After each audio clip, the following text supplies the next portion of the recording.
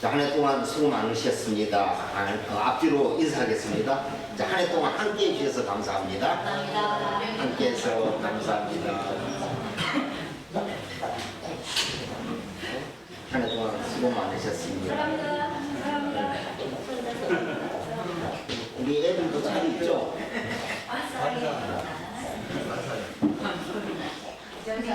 안에 윤준이 있어요. 네, 애들 확인해요.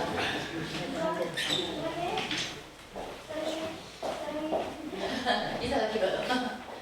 광고하겠습니다. 오늘 점심 식사는 없고요. 저녁 12시에 다시 모여서 송구 영신 예배드립니다. 혹시 오늘 저녁에 다시 못 오신 분들은 저 좀 만나고 가세요. 어떻게 이제 오늘 저녁에 말씀 카드하고 또 이렇게 축복의 말씀을 준비했거든요. 그러니까는 저녁에 혹시 참가가 어려우신 분들은 미리 좀 말씀 카드 받으시고 이렇게 하시기 바랍니다.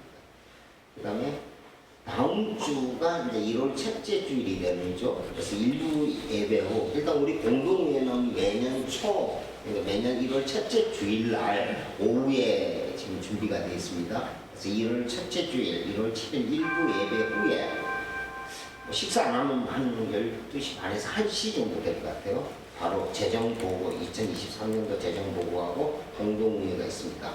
정식 멤버들은 무조건 참석하셔야 됩니다. 이게 멤버의 가장 중요한 일이에요. 그래서 같이 꼭 참석하셔서 공동회에 재정보고 받으시고 공동회 하시기 바랍니다. 그 다음에 2024년도 각 기관 사역자 소개하겠습니다. 주보 하단에도 지금 기록이 되어 있는데요. 유초등부는 그동안 학생들을 맡았던 이지명 목사님, 최일영 기도사님, 김소은 부장님이 맡아서 하시고요. 중고등부 이해찬 교사님, 유승석 부장님, 그리고 60세 이상 장년부 어르신들은 김재동 목사님하고 김혜경 사모님이 섬길 거고요. 이제 찬양인도 우리 전도사님하고 목사님이 이제 각자 오전과 오후에 맡아서 합니다. 기존 구역 모임, 지교회 모임은 하지 않습니다. 이미 좀 다들 알고 계셨을 겁니다. 광고가 나왔는데 우리 전부 다 각자 또 인사를 했으면 좋겠는데 우리 다 함께 그냥 박수로 이 기관을 맡은 사역자들 하나님 은혜 안에서 잘 해나가려고 박수로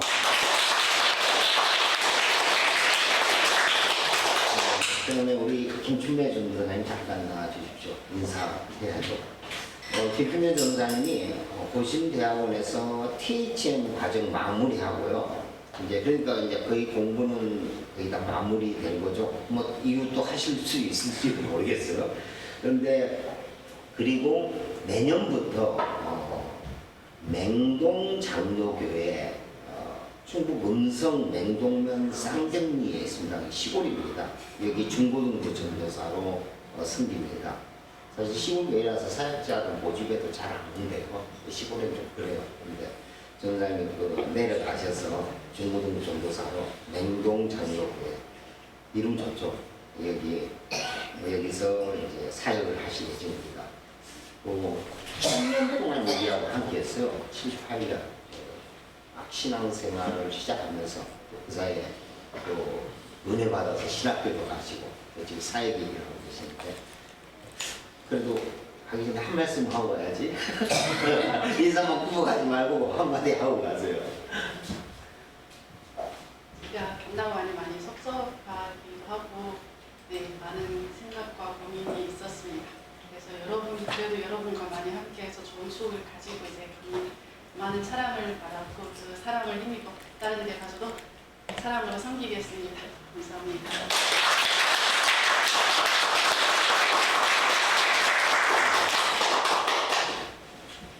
끝나고 식사 같이 할 건데 식사 좀 남아서 같이 식사하면서 그렇게 하도록 하겠습니다. 너무 공식적으로 그냥 식사 준비는 안 돼 있어요. 오늘 바로 들어갔다가 이따 12시에 다시 모이는 거라서인데 추면서 식사 같이 하고 싶은 분들은 나오셔도 됩니다. 그리고 11시 오늘 밤 11시 떡볶이 있습니다. 예, 밤 11시에 떡국 준비되어 있으니까요. 어제 12시 예매드리면 배고프잖아요. 그래서 저녁에 야식 준비되어 있으니까 오셔서 떡국 한 그릇씩. 떡만. 떡국이요? 네, 떡만. 아니, 중요한 게 고명이 뭐가 들어가는 게 중요해요. 떡만두국 준비되어 있답니다. 그리고 2023년도 마지막 주일 예배를 시작하기 전에 한 분만 더 대선호 선생님이 항암 치료 중에 지금 한 달을 넘게 병원에 다시 가고 오늘 지금 오셨어요. 지금 완전 무장하고 오셨는데 장갑도 벗지 마십시오. 좀 이렇게 정말 마음으로 좀 기도해 주시고 또 특히 사실 항상 그래요. 저도 저 같은 걸 조금 겪어봤거든요. 그 문턱 앞에 있는 게 그래요. 한 사람의 그 애정어린 말 한마디가 한 달간의 병실에 있을 때 귀에 꽂혀요. 여러분의 그 축복의 말 한마디, 또 축복의 그 눈빛이 보여요. 이 20년씩이라고 눈빛만 봐도 저 사람이 어떤 이런 게 마음으로 보여요. 그래서 정말 오늘 또 한두 달 또 못 볼 수도 있어요. 또 볼 수도 있고 우리가 치료 일정에 따라서 좀 달라지는데 근데 정말 함께 기도해 주시고 지금 해주시는지 알고 있어요. 근데 간만에 봤으니까 하나 축복의 말도 해주시고 해주시기 바랍니다. 오늘 따로 시간 안 낼게요. 이따 끝나고 저하고 좀 보세요. 네, 특별히 저녁에 못 보니까는 새해 축복 기도 함께 하겠습니다. 네, 이번 이제 2023년도 마지막 주일 예배 설교 시작하겠습니다. 제목이 영생입니다. 부제목으로 시간은 흐르지 않는다. 제목이 시간은 흐르지 않는다. 로마서를 보면서 이제 영생에 대해서 성경에서 좀 많이 중요하게 다루는 부분이죠. 영혼이라는 시간, 영원한 생명, 이게 뭘까? 그래서 부제로 시간은 흐르지 않는다를 준비하는데요. 우리 모든 사람은 시간에 매여 삽니다. 시간에 구속받아 살 수밖에 없습니다. 오늘 올해의 마지막이잖아요. 그리고 잠시 후에 12시간 후에는 이제 2024년도 새해가 시작됩니다. 한 살 더 먹죠, 나이. 그러면 이제 다들 또 한 살 더 먹으면서 이렇듯 우리는 시간에 매여 살 수밖에 없고요. 시간 안에서 삽니다. 그래서 그 시간에 대해서 우리는 이런 생각을 가집니다. 모든 사람에게 또 모든 사물에게 모든 공간에서 시간은 일정하다 이렇게 생각합니다. 또 이게 맞는 거죠.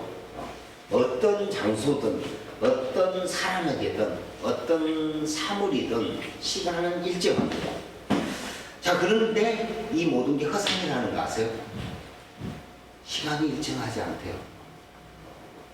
시간은 단순하게 기본적으로 과거에서 미래로 가는 걸로 생각했는데 시계가 측정한 대로 똑같이 흐르는 것 같은데 이게 아니래요. 이게 허상이라고 이야기합니다.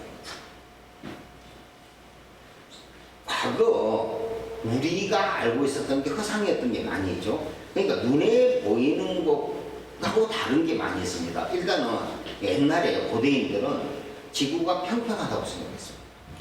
눈에 보이는 게 평평하잖아. 몇십만 년 동안 인류는 지구가 평평하다고 생각했는데 알고 보니까 공 모양이었습니다. 몇십만 년 동안 모든 인류는 하늘이 회전한다고 생각했어요. 그래서 아침에 해가 뜨고 또 달이 뜨고. 그런데 사실 이게 깨진 게 얼마 안 되죠. 몇백 년 안 되잖아. 지구가 회전하고.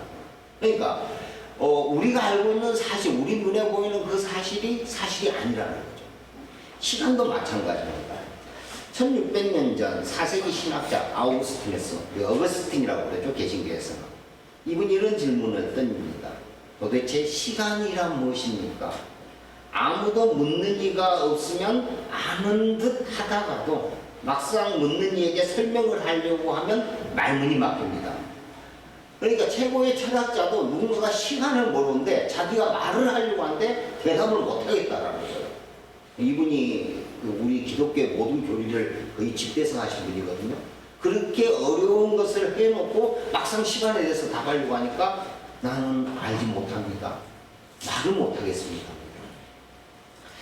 사실 시간은 실체가 없습니다. 허상입니다. 허상. 시간은 흘러가지 않습니다. 그래서 과거는 과거로만 존재하고 현재는 현재로만 존재합니다. 현대에 들어와서 인류가 많이 이제 또 바뀌게 되는데요. 상대성 이론하고 양자역학을 통해서 근본적인 의식의 전환이 일어납니다. 그동안은 무동 과학이나 물리학의 중심이 사물 중심이었어요. 그런데 이 사물 중심이 바뀝니다. 지금은 사건 중심으로 바뀝니다. 좀 어려울 건데 조금만 들어보세요.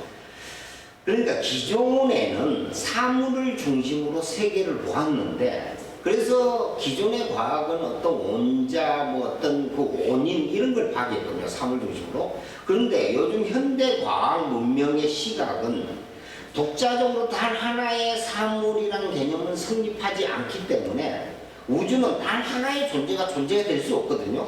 존재로서 존재할 수 없게 존재를 관계의 개념으로 이해하기 시작합니다. 이게 상대성 이론 그리고 양자역학이 지금 한참 나오면서 바뀌는 시각입니다. 쉽게 말하면 이런 거죠. 들판에 한 송이 꽃이 있습니다. 그냥 한 송이 꽃으로만 혼자서 존재할 수가 있나요? 절대 존재가 안 됩니다. 땅이 필요로 하고요. 물이 필요로 하고요. 햇빛이 필요로 합니다. 그리고 거기에 각종 나비, 벌들이 수종을 해줘야 꽃이 꽃으로서 존재가 하는 거죠. 그러니까 꽃은 꽃 자체로 존재가 안 되고 어떤 주위의 관계로 인해서만이 존재가 가능하다는 거예요. 그래서 이 시각을 옛날 꽃만 연구했다면 이제는 꽃과 다른 것의 관계를 통해서 이 꽃을 알아가는 거예요. 그래서 사물이 관계로 변했습니다 라고 이야기합니다. 자, 그리고 그 꽃을 꽃이라고 인정되는 게 그 꽃을 꽃으로 바라보고 불러줘야 그게 꽃이 되는 거죠. 그래서 과거에 그 김춘수 시인의 꽃에 이런 내용이 있죠. 내가 그의 이름을 불러주기 전에는 그는 다만 하나의 몸짓에 지나지 않았다. 내가 그의 이름을 불러줬을 때 그는 나에게로 와서 꽃이 되었다. 물론 문학작품이지만 이런 개념이라는 거죠. 우주의 덩그러니 단 하나의 꽃은 존재할 수가 없습니다. 그래서 존재를 사물이 아닌 관계의 개념으로 이해해야 된다. 이게 요즘 과학의 트렌드입니다. 과학에서 바라보는 시각입니다. 자, 그래서 존재를 사물이 아닌 관계로 이해한다는 것은 그 관계를 가진다는 건 사건이거든요. 어떤 사건을 통해서 벌이꽃과 만나는 그 사건을 통해서 그 관계를 통해서 보기 때문에 이제 사물에서 사건으로 시선이 바뀌어지는 것이죠. 사물이 이렇듯 시간 또한 그렇습니다. 서로 간의 관계에서 시간도 그 의미가 있었습니다. 그러니까 시간을 그냥 일목적으로 그냥 동일하게 이게 아니고 시간 또한 관계 개념, 사건 중심으로 봐야 된다는 거죠. 세계적인 물리학의 대가인 까를로 로벨리 이분이 계십니다. 현재 프랑스에서 양자 중력 연구를 하고 계시고요. 몇 년 전에 블랙홀을 새롭게 규명해서 제2의 스티븐 호킹이라는 평가를 받고 있는데 이분의 저서를 한번 보십시오. 시간은 흐르지 않는다. 오늘 제목 이거죠. 부제죠. 이분 책에서 나온 거예요. 보이는 세상은 실제가 아니다. 제가 이 시간은 흐르지 않는다. 이거 열심히 성경 다음으로 좀 읽어봤어요. 한 두세 번 읽었어요. 제가 물리학에 대해서 잘 모르기 때문에 이해가 안 돼서. 그런데 이해했어요. 제가 영생에 대해서 좀 더 풍성한 은혜를 받았어요. 이 책을 통해서, 물리학자를 통해서. 시간은 흐르지 않는데 짧아요. 한번 살짝들 한번 읽어보셨으면 좋겠어요. 아니 오늘 설교 들고 이해 안 되죠? 한번 읽어보세요. 이분이 시간이 흐르지 않는 것을 과학적으로 아주 자세히 설명했어요. 우리는 동일하게 동일한 장소에서 시간이 흐른다고 생각하는데 제가 간단하게 제가 다 이거 말은 못 드리고 시간은요 장소에 따라 다르대요. 고산지대의 시간과 평지의 시간은 다릅니다. 정밀 시계로 측정을 해보면요 다르대요. 차이가. 고산지대 시간은 좀 더 빨리 흘러가요. 그리고 평지의 시간은 늦게 갑니다. 그래서 몇십 년의 시간이 긴 시간이 지나고 봤을 때 고산지대에 있는 사람들은 빨리 늦는 거예요. 저는 햇빛을 못 받아서 너무 외부에 노출이 돼 있어서 그러나 그게 아니고 거기가 시간이 빨리 흐릅니다. 이것은 왜 그러냐면 질량의 문제인데요. 질량이 빡빡한 데는 시간이 천천히 가요. 근데 질량이 느슨한 데는 빨리 갑니다. 우리도 물, 공기 이런 개념, 기체로 물이 수증기로 증발하잖아요. 한번 흐트러지잖아요. 그러면 이때는 시간이 빨리 지나가고, 이해되세요? 저 이거 이해하는데 한참 걸렸어요. 그러니까 장소에 따라 시간이 다르다는 거예요. 그리고 그 장소의 개념은 질량에 따른 거고, 그 질량은 또 중력과 연관이 있어요. 그래서 블랙홀 근처에 가면 시간이 뒤엉키는 거예요. 뭐 이런 개념으로 또 설명이 되고요. 속도하고도 관련이 있습니다. 빠른 그 제트기 안에서의 시간과 평지에서 천천히 걸어가는 사람의 시간은 개념이 또 달라요. 시간이 측정해 보면 다르게 나옵니다. 그러니까 우리가 생각하고 있는 그 시간이라는 개념이 과학에서는 이미 이것은 동일한 게 아니다. 장소에 따라서 환경에 따라서 시간은 얼마든지 바뀔 수 있고 뒤틀릴 수 있고 이렇게 있다. 이제 이걸 이 책에서 자세히 설명합니다. 제가 책 소개 잘 안 하는데 한번 읽어보십시오. 물리학 책인데 일반인들도 잘 읽게 되어 있습니다. 자, 이분이 저술한 책 시간은 흐르지 않는다. 보이는 세상은 실제가 아니다. 자, 그런데 여러분 어디서 많이 들어본 소리 아닌가요? 많이 들어보셨죠? 교회 몇 년만 다니면 맨날 듣는 소리 아닙니까? 성경에서 교회에서 항상 하는 소리입니다. 이 소리가.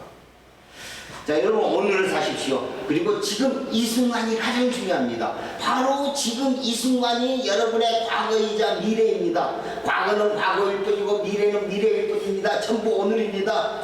오늘 안에 미래와 과거가 다 포함되어 있습니다. 그래서 오늘 구원받으십시오. 네. 맨날 듣는 소리 아닙니까? 시간은 흐르지 않는다. 바로 오늘에 집중해라. 또 이런 이야기 많이 듣죠. 여러분, 보이는 세상은 실제가 아닙니다. 눈에 보이지 않는 세상이 실제이고 이게 더 중요합니다. 눈에 보이는 세상은 보이지 않는 세상의 단순한 모형일 뿐입니다. 눈에 보이지 않는 것을 보십시오. 눈에 보이지 않는 것을 보는 게 소망이고 믿음입니다. 맨날 듣던 설교 내용 아닌가요? 그런데 이것을 지금 현재 물리학의 대가들이 이야기를 하고 있고 그런 책들이 나오고 있어요. 이게 이제 양자의 극 때문에 이런 게 많이 나타나는 현상이거든요. 자, 성경을 생각해 보겠습니다. 성경은 시간의 흐름 순으로 기록된 게 아닙니다. 또 사물 중심으로 기록된 게 아닙니다. 성경을 자세히 보면요, 전부 사건 중심으로 기록되어 있습니다. 그 사건 하나가 전부 관계에 대한 이야기를 했죠. 아까 뭔가의 관계가 터지면 이게 사건이 되는데 누구와의 관계 이야기냐면 하나님과 인간 간의 관계에 대한 이야기고요. 이게 사건으로 우리에게 보여주는 게 성경입니다. 그래서 아브라함이 하나님을 딱 만났을 때 이게 사건이잖아요. 그 사건을 통해서 우리에게 보여주는 거예요. 성경의 흐름은 자세히 보면은 말 그대로 사건에 대한 내용이라는 거죠. 자, 그리고 자세히 또 보면은 시간의 흐름이 시간이 그러니까 성경의 중요한 구절 대부분이 보면은 과거와 현재와 미래를 함께 사용합니다. 이런 거죠. 주기도문이 7개의 단락으로 나눠져 있어요. 우리 아까 주기도서는 그런데 세부적으로 뭐 7개로 나눠졌는데 그 7개 단락이 전부 다 과거 알려는 형이라는 그런 시제를 쓰고 있는데 이런 겁니다. 그러니까 과거에 이미 이루어졌고 지금 현재 이루어지고 있고 미래에 이루어질 것이라는 과거, 현재, 미래가 의미가 전부 다 포함이 된 게 주기도문의 한 구절의 의미입니다.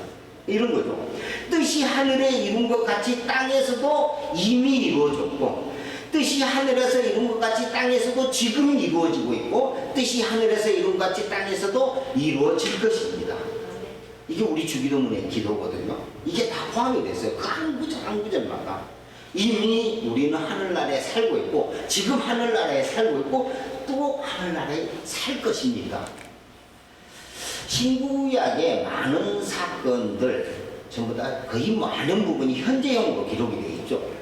그래서 뭐 출애굽기 요즘 강의에도 못 들어보시면 또 로마서 강의도 들어보면 지금 이 사건은 오늘 지금 나의 사건입니다라고 계속 이제 그런 이야기들 많이 들어보셨을 겁니다. 자, 그러니까 성경은 사물 중심도 아니고 점차적 시간 흐름도 아니고 사건 중심이고요. 하나님과 나라는 관계 중심입니다. 이게 성경의 시각이라는 거죠. 그러니까 성경은 어떻게 봐지냐면은 지금 오늘 현재의 내 기록으로 봐지는 거죠. 과거의 기록이 아니고 오늘 현재의 기록이라는 거죠. 관계에 대해서 조금만 본다면은 그 사건이고 관계라면은 사사기 하나만 보더라도 이렇습니다. 백성들이 하나님하고 하나님에게 패역하고 불의합니다. 그러면 고난이 찾아와요. 하나님이 백성들의 신음소리를 듣습니다. 그래서 그들도 국민이 여겨서 구원의 길을 열어줍니다. 이게 성경이라는 거죠. 관계 중심. 하나님과 나의 관계의 스토리가 성경에 전부 다 스토리고 그게 사건을 통해서 하나님과 인간의 관계로 기록이 되어 있습니다. 성경의 시간을 조금 더 들어가 볼게요. 시간이라는 개념과 관련해서 성경에서 가장 중요한 단어는 당연히 영원, 영생입니다. 자, 지금 로마서 강의에서 계속 언급되어 오는 거죠. 자, 그러면 영혼이란 무엇일까요? 성경에서 영혼을 헬라어로는 아이오니오스라는 단어를 쓰고요. 히브리에서는 올람, 이걸 이런 시간, 이 영혼의 개념의 시간을 씁니다. 자, 이 두 단어는 끝을 제한할 수 없는 시간을 의미합니다. 끝을 제한할 수 없습니다. 좀 말을 잘 들어주시기 어렵습니다. 저도 이걸 몇 가지로 설명하고 지웠다 다시 쓰다 했는데 제 한계예요. 우리가 알고 있는 어떤 형이상하게 절대적 의미에서의 영혼을 말하는 게 아니고 끝없이 계속되는 시간을 말하는 것도 아니에요. 영혼이라는 개념이 끝없이 계속되는 어떤 시간의 개념을 말하는 겁니다. 영혼은 이런 거예요. 그러니까 제가 설명할 수 있는 말은 최고의 말을 찾은 게 이거밖에 없습니다. 시간의 초월입니다. 끝없이 계속되는 시간을 영혼이라고 말하지 않고요. 이 단어적 의미가 그냥 시간을 벗어났다는 개념이에요. 시간의 초월입니다. 이걸 이제 설명하는 게 예수님 산상수훈에서 예수님이 이러잖아요. 너희의 의로움이 서기관과 바리새인보다 더 낫지 못하면 너희들 결코 천국에 들어가지 못해 라고 제자들에게 이야기하잖아요. 예수님이 이때 우리가 그 의로움이 바리새인과 서기관보다 더 법을 잘 지키고 더 도덕 윤리적이 돼야 되고 더 선한 일을 많이 해야 되고 더 착해지는 말이 아니라 그들과 차원이 다른 의로움을 가져야 된다 이 말이었잖아요. 네, 기억나시죠? 그들은 그 어떤 도덕 윤리를 지키고 막 이런 게 사실 그 바탕에 자기 의로움이 있단 말이에요. 그런데 예수님이 말한 그 너희의 의로움이 저들보다 더 나아야 된다는 게 뭐냐면은 내 의로움은 완전히 사라지고 하나님의 의로움이 내 안에 들어와서 살아가는 거예요. 그러니까 내가 사랑을 해도 내 이익이나 내 어떤 인기 때문에 사랑을 한 게 아니고 그냥 자연적으로 하나님 우리를 사랑하듯이 그냥 엄마가 자식 어린 아이를 사랑하듯이 그냥 사랑이 튀어나오는 거예요. 이 사랑이 차원이 다른 의로움이거든요. 그러니까 예수님은 우리 보고 그렇게 살라고 하는데 하나님의 의로움으로 살아가라고 하는데 이것을 설명할 때 그래서 이제 차원이 다른 의로움입니다. 이렇게 설명했듯이 시간 개념도 그렇다는 거예요. 영생의 개념도 끝이 없이 계속되는 시간을 말하는 것이 아니라 시간의 초월입니다. 차원이 다른 시간을 말하는 거예요. 어렵죠? 저 이거 설명하려고 이걸 몇 번이나 고쳤었는데 정말 어려워요, 저도. 자, 영혼을 생명하고 연결시키면 영생이 됩니다. 무한한 미래까지도 죽음이라는 단절 없이 지속되는 삶이 영생이 아니라 과거와 현재와 미래라는 시간을 초월하는 삶이 영생이에요. 어렵습니다. 네.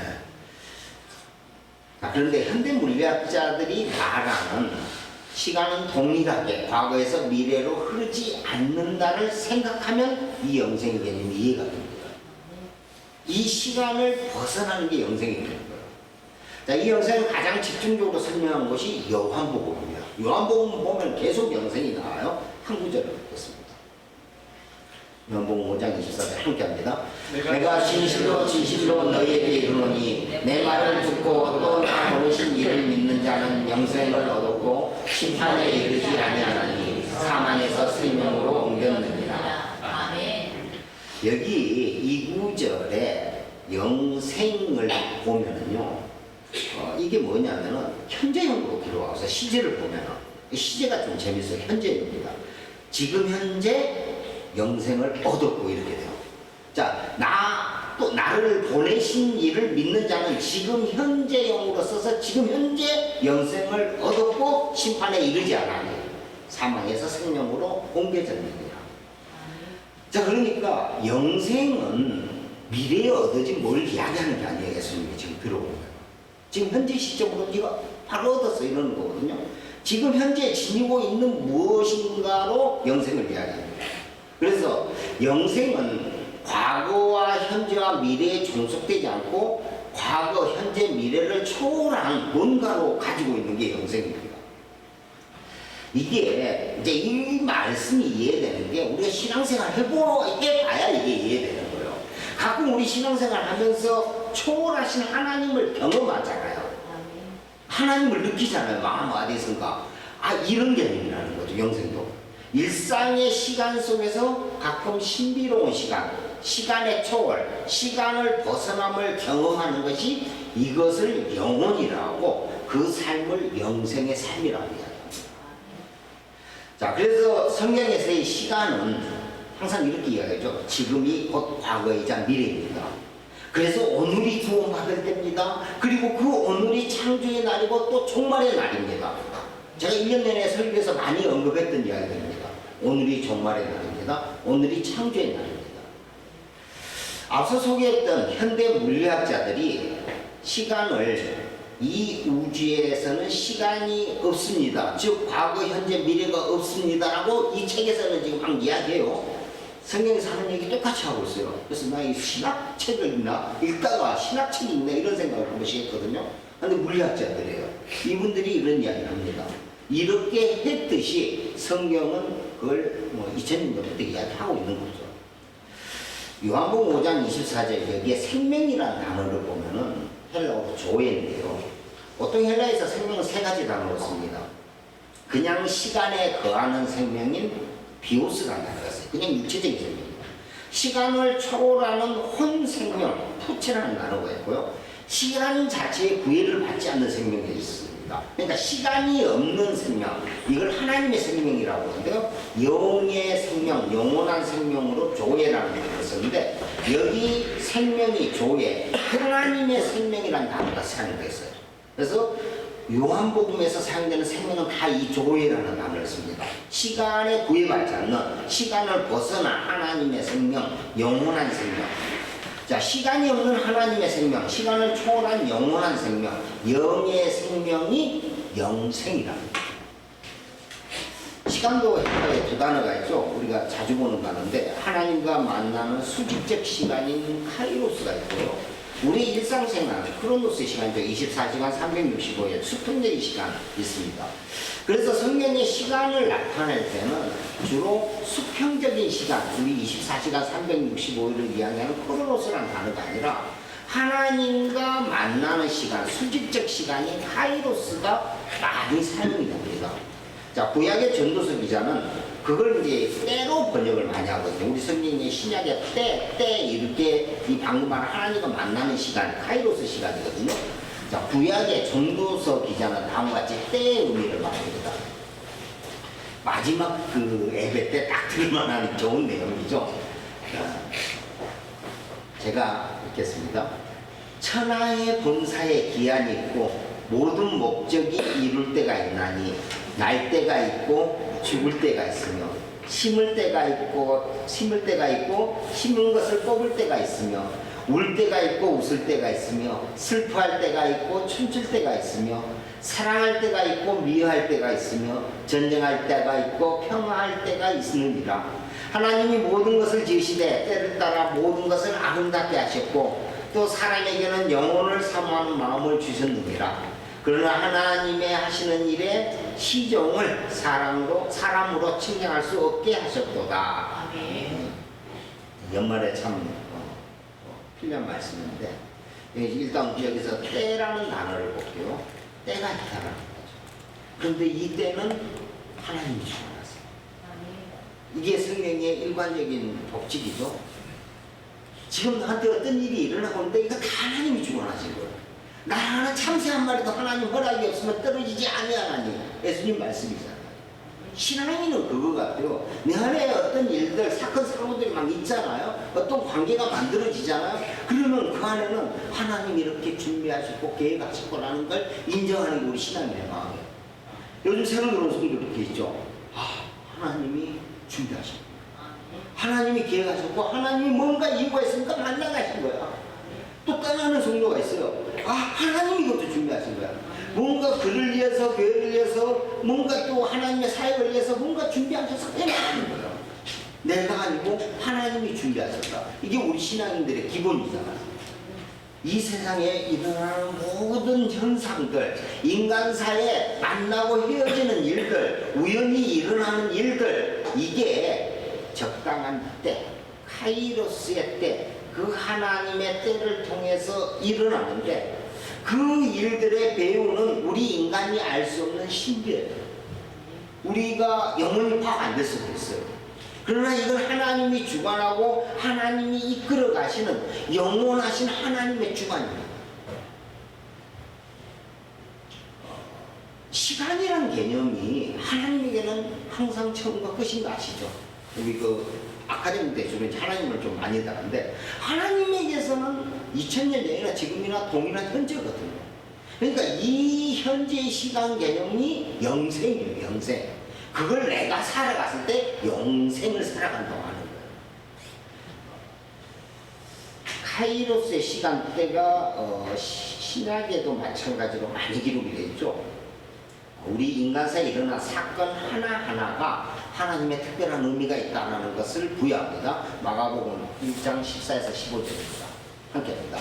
요한이 잡힌 후에 예수께서 갈릴리에 오셔서 하나님의 복음을 전파하여 이르시되 때가 찼고 하나님의 나라가 가까이 왔으니 때하고 복음을 믿으라 하시더라. 아멘. 여기 때가 찼고가 카이로스인데요. 이 안에 의미가 들어있는 거예요. 이 때에 때가 찼다. 이 때에 전 인류를 향한 복음의 선포가 이루어진다. 그 시기가 왔다는 거죠. 하나님의 구원 역사를 이제 전개할 것이다. 이 때요. 하나님과 우리가 뭔가 일을 해나가는 때. 요한복음 2장 24절. 여기도 마찬가지입니다. 예수께서 이르시되 여자여 나와 무슨 상관이 있나이까 내 때가 아직 이르지 아니하였나이다. 하나의 혼인잔치에서 예수님 모친 마리아에게 이제 예수님한테 그 마리아가 부탁했죠. 그 포도주가 다 떨어졌대. 그러니까 예수님이 한 대답이 이거예요. 아직 내 때가 오지 아니하였습니다. 이때도 지금 카이로스인데요. 하나님의 뜻을 실행하고 성취하는 결정적인 시기, 그때 그 십자가의 때를 이야기하죠. 지금은 아닙니다. 지금은 내가 제자들을 양육하고 가르쳐야 됩니다. 그리고 그때가 되면 나는 십자가에 올라갈 것입니다. 이때죠. 예수님이 사마리아 여인에게 하신 말씀도 또 마찬가지입니다. 요한복음 4장 23, 24절. 아버지께 처음되게 예배한 자들은 영과 진리로 예배할 때가 오나니 곧 이때라. 아버지께서는 자기 이름에 이렇게 예배하는 자들을 찾으시느니라. 하나님은 영이시니 예배하는 자가 영과 진리로 예배할지니라. 아멘. 예배할 때가 오나니 곧 이때라. 카이로스. 이때도 당연히 하나님의 뜻을 실행하고 성취시키는 결정적인 시기를 말합니다. 그러니까 요한복음 4장 23, 24절의 기준으로 봤을 때 여러분이 참으로 예배할 때가 온다는 거예요. 그런데 그게 지금 이때라는 거예요. 그리고 이때가 또 영혼의 개념이에요. 하나님은 지금 이렇게 예배하는 자들을 찾으시고요. 그래서 우리는 영과 진리로 하나님께 예배를 드립니다. 그러니까 시간이라는 개념, 지금 시간이라는 개념, 영생에 대해서 이야기하는데요. 지금 이때 하나님을 예배하면, 지금 이때 하나님께 진정으로 합해지면 이게 영생이라는 거예요.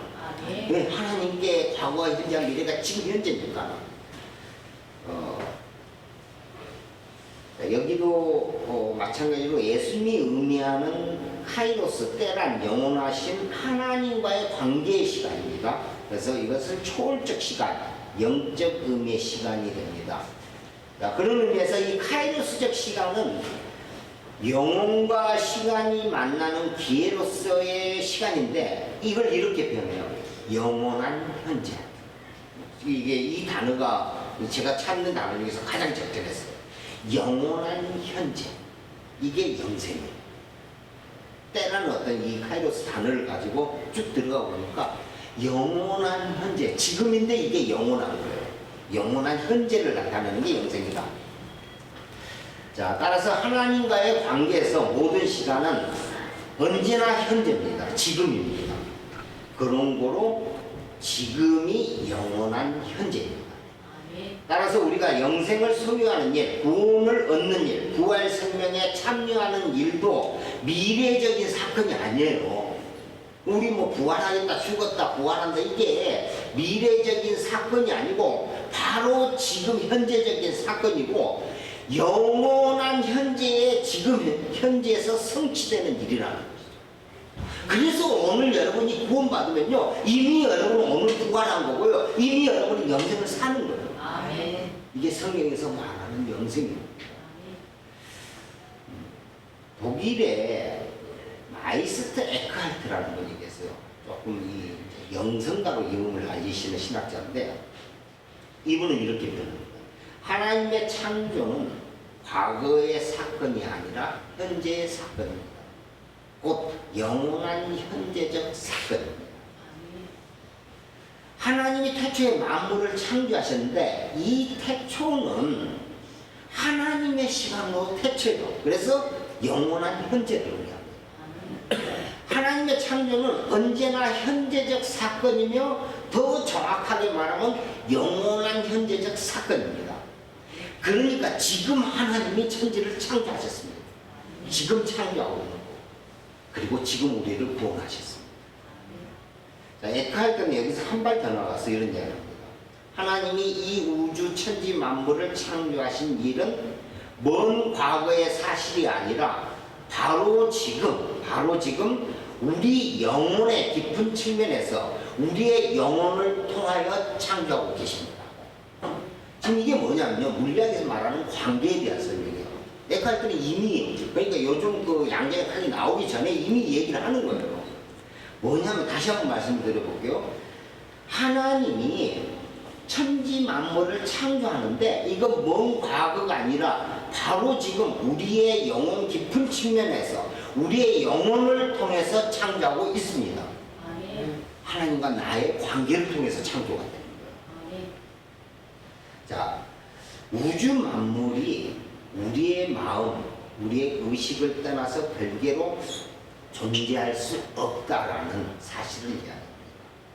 관계라는 거는요, 내가 없으면 저쪽도 없는 거예요. 이게 영생의 개념이 들어갑니다. 예수님은 우리에게 하나님 나라는 너희 안에 있다고 하셨죠. 왜냐하면 천국 곧 하나님 나라는 이 세상적인 시간, 공간, 물리적인 사건을 뛰어넘는 사건이거든요. 영적인 사건인 거죠. 보다 영적 사건은 바로 이 세상을 초월하는 보다 근원적이고 실제적인 사건인데 다시 말하면 잠깐 동안 있다가 없어지는 세계가 아니라 참으로 있으면 또 영원히 있는 실질 세계를 지칭하기 때문에 어렵죠.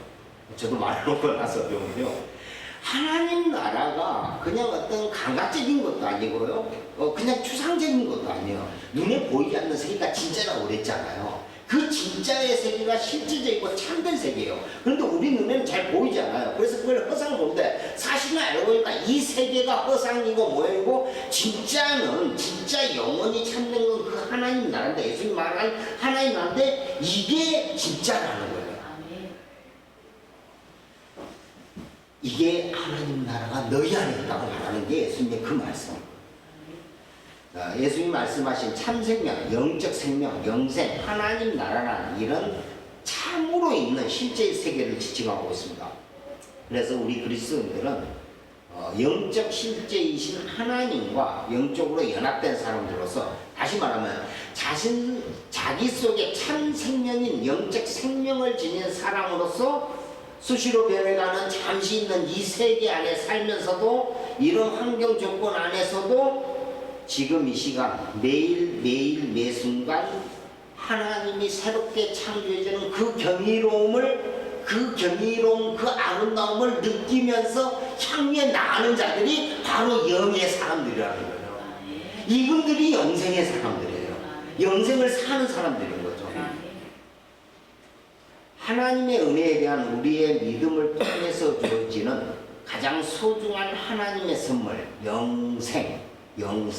이것을 우리 안에 간직하고요. 이게 있으면요, 사망의 두려움에서 해방이 돼요. 왜냐하면 내가 영원한 생명을 살고 있거든요. 미래의 두려움에서 해방이 돼요. 영원한 현재적 사건으로 천국을 누리면서 사는 거예요, 인생이. 사실은 여기가 지옥 맞아요. 이 땅의 삶이 지옥이에요. 다 인정하잖아요. 다 지옥이에요. 두 가지만 할 수 있어요. 여러분, 1년 동안 버틴다고 고생 많았어요. 정말 고생 많았어요. 잘 버티셨어요. 이 험한 세상 힘들게 오셨습니까? 또 한 명으로 1년 동안 행복하셨습니까? 하나님 주신 이 세상 잘 누렸습니까? 이 두 가지 시간이 존재하는 게 이 땅의 세계잖아요. 이 땅의 세계는 그냥 사실 어떻게 보면 힘든 세계예요. 우리가 보내진 거예요. 이 땅이 힘든 세계. 이 힘든 세계를 살아가지만 차원이 다른 시간 속에서 살아가는 자들이 영생을 살아가는 거예요. 방금 말씀드린 하나님의 주신 그 시간, 차원이 다른 시간 속에서 살아가는 자들, 이들이 영생을 누리는 자들인 거죠. 이런 사람들은 그냥 교회의 예배당 안에서나 시끄러운 대중버스, 그러니까 지하철 안에서나 일터에서나 똑같이 하나님의 임재와 평화와 하나님 나라를 경험하는 사람들이에요. 자, 이렇게 영생이 하나님 나라이고 평안이듯이 영생은 구약에서 다른 단어도 많이 그려집니다. 그러니까 신약에서 이게 평안, 에이레네로 가장 많이 그려져요, 영생이. 근데 구약에서도 다른 단어인데요. 십계명을 오늘 조금 마지막으로 볼 건데요. 십계명에서는 오늘 보고 있는 영생을 어떻게 말하는지 한번 보여드릴게요. 출애굽기 20장 2에서 17절입니다. 2절, 첫 시작이죠, 이게. 출애굽기 20장 2절. 없나요? 제가 읽어드릴게요. 출애굽기 첫 시작 이렇게, 십계명 첫 시작이 이렇게 되죠. 나는 너를 애굽 땅 종되었던 집에서 인도하여낸 내 하나님 여호와니라. 이렇게 십계명이 시작됩니다. 첫 시작을 어떻게 하냐면요, 물리적인 우리를 가리켜요. 우리를 그냥 종된 애굽의 땅, 육체적인 나를 애굽 땅 노예 생활에서 해방시켰다라고 시작합니다. 물리적, 외적, 육적인 노예에서 해방시키는 거예요. 하나님이 첫 번째 하는 게 이거예요. 여러분을 세상에서 끌어낼 때요, 육적으로 일단은 끌어내요. 물리적으로 일단 끌어내요. 그리고 마지막 계명 17절입니다. 함께 하죠. 내 이웃의 집을 탐내지 말라. 내 이웃의 아내나 그의 남종이나 그의 여종이나 그의 소나 그의 낙이나 무릇 내 이웃의 집을 탐내지 말라. 마지막은 뭘 이야기하냐면요, 탐심을 이야기하거든요. 우리가 탐하는 마음 있잖아요. 우리 인간의 내적 탐심에 대해서 이야기합니다. 그러니까 첫 시작은 외적인 물리적인 거고요, 육적인 거고요, 눈에 보이는 건데, 마지막은 이 안에 있는 탐심을 이야기해요.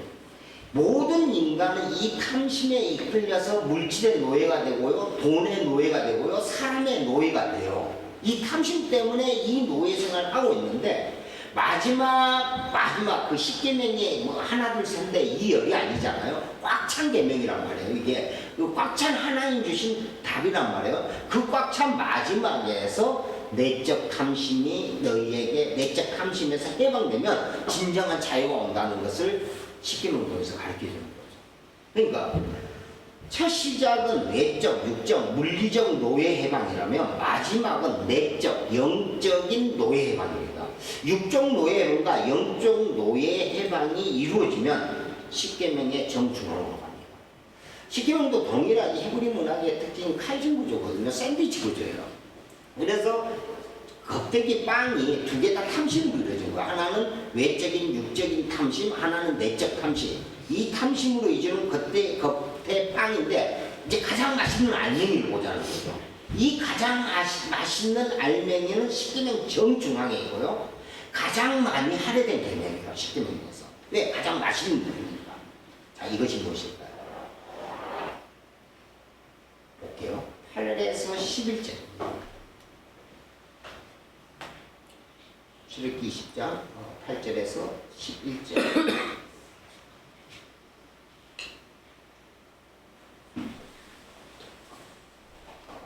나오나요? 이건 중요하니까 봐야 돼. 출애굽기요.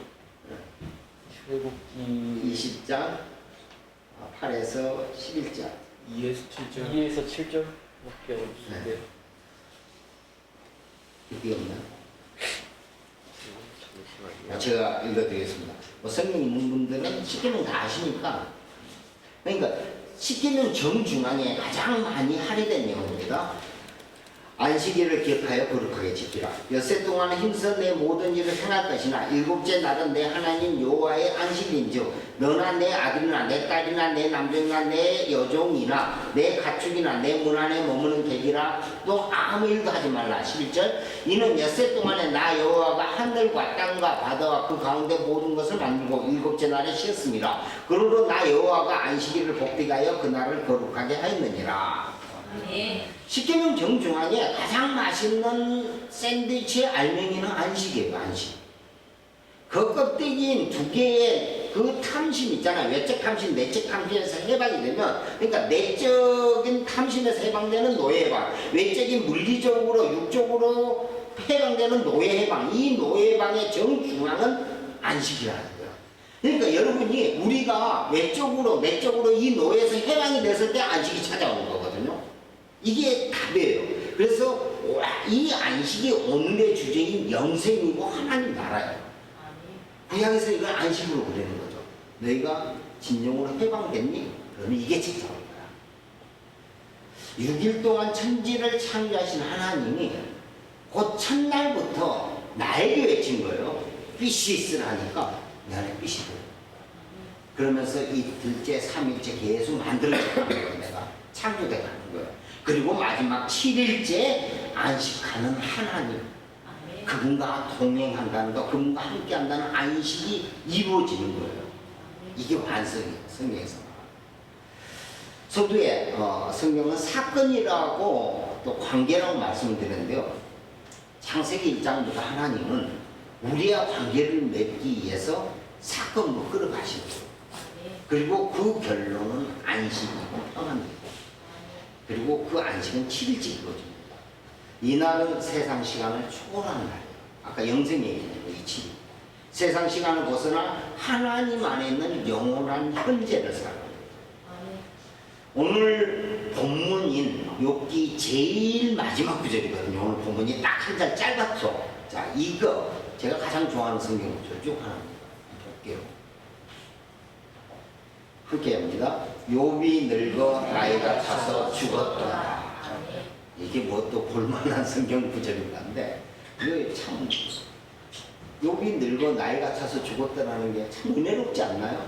시간이 되면 죽어야죠. 오늘은 조금 볼게요. 영어로 먼저 볼게요. So Job died. 조금 죽었습니다. Begin old and full of days. full of days에 집중하십시오. 그냥 영어 뭐 다들 알죠? 기본적으로 이 정도만 돼도 날들이죠. 데이즈가 날들로 가득 차다. 오브잖아. 날들로 가득 찼어. 그래서 직역을 하면은 이게 히브리어 사베아 영인데요. 욥은 오래도록 날들로 충만하여 곧 매일매일 충만하여 죽었더라. 욥이 하나님 나라 안식의 삶을 살다 갔다는 표현으로 마무리가 됩니다. 그가 그러잖아요. 고생 진짜 하잖아요. 사망에서 기아장에서 기아장을 못 펼으면서 그러다가 하나님을 기로만 듣다가 드디어 하나님을 내가 보게 됐습니다. 그 은혜를 경험하잖아요. 그걸 하나님이 이제 갑절에 그걸로 저 소유물을 갑절로 싣겠다는 걸로 성경 그려져요. 그리고 그러니까 하나님을 기로만 듣다가 눈으로 와서 매일매일의 날들이 충만한 거예요. 매일매일 날들이 하루가 충만하게 살다가 죽었더라. 아멘. 이게 인간이 꿈꾸는 최고의 인생 아닙니까? 아멘. 하루하루를 안식으로 살아가고요. 하루하루를 영생으로 살아가다가 욥은 죽었어요. 아멘. 욥은 하나님 안에서 평안을 누리고 안식을 누리고 사랑과 행복으로 충만한 날들을 살다가 죽었습니다. 그러니까 이 구절이 좋아지는 거예요. 욥이 늙어 나이가 차서 죽었다. 이게 얼마나 은혜 있는 말입니까? 여기 이제 그 안의 의미가 보이죠? 매일매일 충만한 날들로 살다가 죽었어요. 그래서 욥이 정말 복받은 사람인 거예요. 마지막에서는 정말 복받은 거예요. 사랑 광야교회 성도 여러분, 영생을 살아주십시오. 욥이 지금 영생을 살다 갔어. 여러분, 우리 생명이요, 이 땅에서 오늘 중간 내일 중간 50분 100거예요. 1년 뒤에 죽나 50년 뒤에 다 죽어요, 우리. 그냥 그 1년 조금 신이 안신이 육적으로 사는 거 중요한 게 아니에요. 아까 그 10계명에서도 핵심은 육적인 해방도 중요하고 영적인 해방이 있잖아요. 그래야 진정한 영생 안식에 들어가잖아요. 그러니까 이 세상에 그냥 눈에 보이는 세계들, 지금 당장 눈에 보이는 시간에 얽매이지 말고요, 저걸 죽여야 된다니까요. 영생을 죽여야 된다니까요. 욥과 같이 저렇게 살아야 된다니까요. 그게 하나님을 듣기만 하다가 눈으로 직접 본 자의 삶이에요. 아멘. 저는 우리 광야교회 성도들이 올 한해 2024년은 이런 영생으로 살기를 원합니다. 욥과 같이 매일의 날들로 충만하기를. 그래서 지금 현재 오늘 예수 그리스도를 주로 고백하시고 매일의 날들로 충만하기를 간절히 축복합니다. 아멘. 자, 찬양하겠습니다. 은혜 마지막으로